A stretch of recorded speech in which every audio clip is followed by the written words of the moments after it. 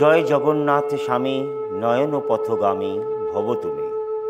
জয় শ্রী বলভদ্র, জয় মা সুভদ্রা, জয় শ্রী শ্রী জগন্নাথ, জয় সুদর্শন মহারাজ।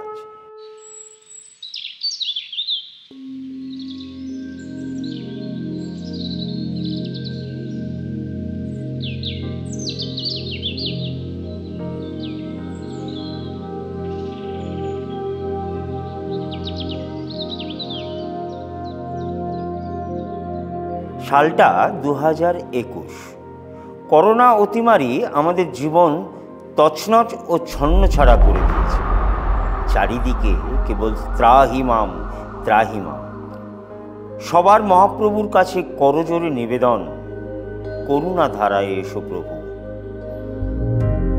সল্টলেকের সুমনবাবু তার বাড়িতে জগন্নাথকে প্রতিষ্ঠিত করতে চান।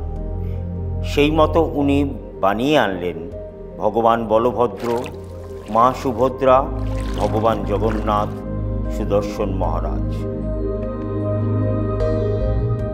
কিন্তু বিধিবাম প্রভু জগন্নাথের ওখানে আর মন বসে না। তিনি চঞ্চল। বড় দাদা বলভদ্র দেবের কাছে বকুনি খান, কিন্তু তিনি নাছোড়বান্দা।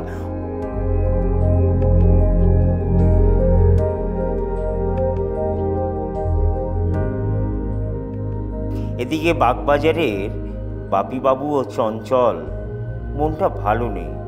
জগন্নাথের টান তীব্রভাবে অনুভব করছেন। থাকতে না পেরে দেখা করলেন পুরীর নবকলেবরের প্রাণ স্থাপনকারী শ্রী জগন্নাথ দৈতাপতি মহারাজের সাথে। ওনার কাছেই শুনলেন সুমনবাবুর সমস্যার কথা। বাপিবাবুর নিষ্ঠা, প্রাণ ভরে ডাক, অগুন্তি ভক্তকুলের কামনা, দিনের মিনতি, সব মিলিয়ে বাগবাজারের এই মন্দির যেন সত্যি মহামিলনের শ্রীক্ষেত্র হয়ে উঠতে চায়। শ্রী দৈতাপতি মহারাজের কথা মতন 4 মূর্তিকে সল্টলেক থেকে নিয়ে আসা হল। জগন্নাথের যেন বালখিল্য আনন্দ। উনি দাদা, বোন ও সুদর্শন বাবার সহিত প্রসন্ন চিত্তে বাগবাজারে প্রতিষ্ঠিত হলেন। ঠিক 1 বছর আগে আমরা ধন্য বাগবাজারের মাটিতে মহাপ্রভুকে প্রতিষ্ঠিত করতে পেরেছি। সুদূর পুরী ধাম থেকে আমাদের জগন্নাথ মহাপ্রভু, বলভদ্র দেব, সুভদ্রা মা এবং সুদর্শন মহারাজ স্বয়ং পুরীর যে নিম কাঠ, সেই কাঠে তৈরি হয়ে মহাপ্রভু আমাদের বাগবাজার ধন্য মাটিতে এসছেন। এবং আমরা দেখতে পেয়েছি এই মহাপ্রভু প্রচণ্ড জাগ্রত। এবং মহাপ্রভুকে মন থেকে যদি বলা যায়, পরিবারের কেউ অসুস্থ মানুষ আছে, তার সুস্থতা কামনার জন্যে আমরা দেখেছি দ্রুত গতিতে তিনি সুস্থ হয়ে আমাদের মন্দিরে মহাপ্রভুকে পুজো দিতে এসছেন। গত বছর থেকে আমরা রথযাত্রা উৎসব বাগবাজার সার্বজনীন দুর্গা উৎসবের মাঠে আমরা গতবার থেকে শুরু করেছি রথযাত্রা উৎসব। রথযাত্রার দিন সকাল 9টার সময় আমরা মহাপ্রভুকে নগর সংকীর্তনের মাধ্যমে রথে তুলে নিয়ে আসবো বাগবাজারের এই দুর্গানগরের মাঠে। 7ই জুলাই থেকে 21শে জুলাই পর্যন্ত মহাপ্রভুর নিত্য সেবা হবে, অন্নভোগ নিবেদন হবে এবং প্রতিদিন প্রায় 6 থেকে 7,000 মানুষ প্রসাদ গ্রহণ করতে পারবেন।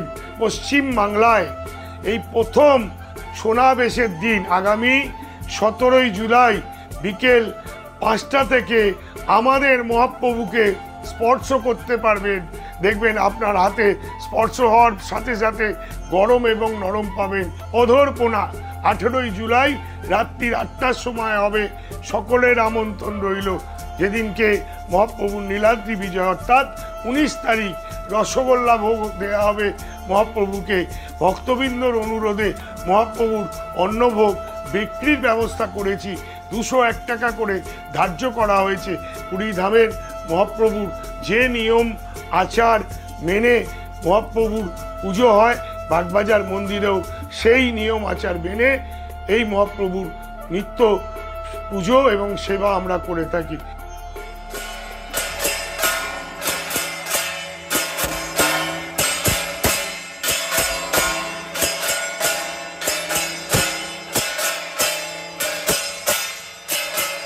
বাগবাজারের মা দুর্গা সারা পৃথিবীতে বিখ্যাত এবং আমরা সত্যি গর্বিত যে সেই স্থানেই, সেই দুর্গা মন্দিরে এবং সেই বেদিতেই, মায়ের বেদিতেই আমরা আর একটা ইতিহাস গড়তে চলেছি জগন্নাথ মন্দিরের মাধ্যমে। মহাপ্রভুর এমনই ইচ্ছে সবাইকে যেভাবে যোগাযোগ করিয়ে দেন যে বিরাট আকারে একটা রথের মেলা, আমরা ভাবতে পারিনি যে প্রথম বছর এই আকারে একটা রথের মেলা এবং এরকম ভিড় মানুষের, এরকম সাড়া পাওয়া যাবে। এবং শুধু কলকাতা নয়, সারা পশ্চিমবঙ্গ থেকে মানুষ কিন্তু দৌড়ে এসেছিল এই রথের মেলা দেখার জন্য এবং জগন্নাথ মহাপ্রভুর আশীর্বাদ নেওয়ার জন্য। তো যাই হোক, সেইভাবেই আবার এই বছরও করা হচ্ছে এবং সেই দুর্গা মন্দিরেই, সেই মায়ের বেদিতে আরও সুন্দর করে আমরা করবার এবার পরিকল্পনা নিয়েছি।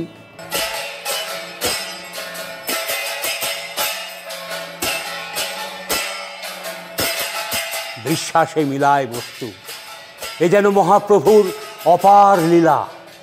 আসুন দেখুন পুরীর গন্ধমাখা এক মিলন মেলা। আগামী 6 জুলাই 21শে আষাঢ় থেকে শুরু হচ্ছে এই অভূতপূর্ব মেলা ও কর্মকাণ্ড। বাগবাজার সার্বজনীন পুজোর মাঠে চলবে 21শে জুলাই পর্যন্ত।